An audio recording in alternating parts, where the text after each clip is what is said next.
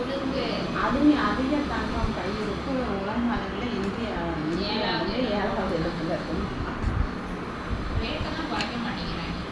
ஆமாம், அப்படி நேற்று அப்பயுமே இதான் போட்டிருந்தாங்க. அதில் 20% அதிகமாக தான் வாங்கியிருக்காங்களா மக்கள். போன அச்சய திருச்சியோட இந்த தடவை 20% அதிகமாக வாங்கியிருக்காங்க. போன வருஷம்னா 40,000 50,000 பவுனு, இந்த வருஷம் 75,000 விற்கிது. இருந்தாலும் இந்த தடவை தான் கூட வாங்கிடலாம். 20%.